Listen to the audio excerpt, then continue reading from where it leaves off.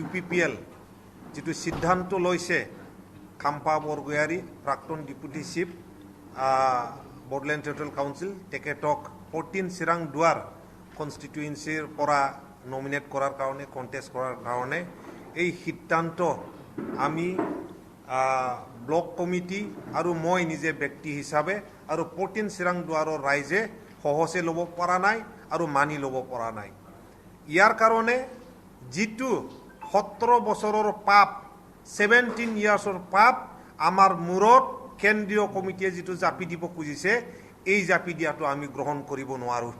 ইয়াৰ কাৰণে আমি এই যিটো ডিচিশ্যন এই যিটো তেখেতসকল জাপি দিয়াৰ যিটো ডিচিশ্যন এই ডিচিশ্যনৰ এগেইনষ্টত আমি যাবলৈ আমি ৰাস্তা ওলাই লৈছোঁ।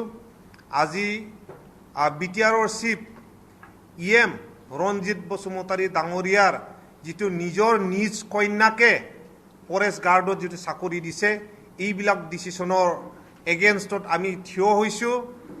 EMৰ পিয়েৰ ৱাইফ কক চাকৰি দিয়াৰ বিৰুদ্ধে আমি থিয় হৈছোঁ। EMৰ ক্ল'জ ঘৰৰ মানুহবিলাকক চাকৰি দিয়াৰ বিৰুদ্ধে আমি থিয় হৈছোঁ।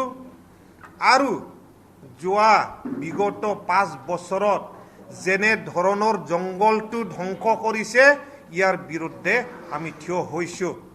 14 চিৰাং দুৱাৰ অঞ্চলৰ ৰাইজৰ দুখ বিপদ বেদনা এইবিলাকৰ লগত আমি থিয় হৈছোঁ।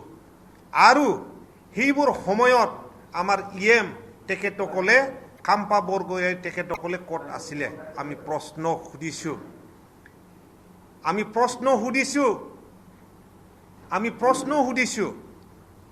আমাৰ চেয়াৰমেনত ছোৱালী কেনেকৈ চাকৰি পালে আমি প্ৰশ্ন সুধিছোঁ।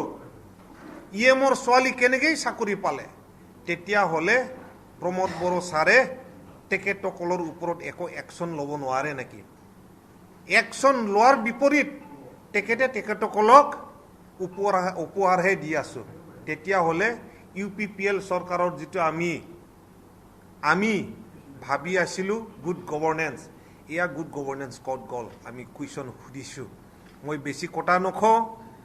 আমি ব্লক কমিটি আছে, ৰাইজ আছে, ইউথ কমিটি আছে, বিভিন্ন চেল আছে।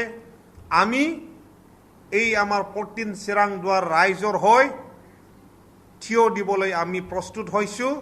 আৰু আহি থকা 2 তাৰিখত মই নিজে প্ৰাক্তন ব্লকৰ প্ৰেছিডেণ্ট আৰু সকলো আমাৰ সতীৰ্থ হৈ আমি ইণ্ডিপেণ্ডেণ্ট হিচাপে নমিনেশ্যন দিবলৈ আমি সাজু হৈছোঁ।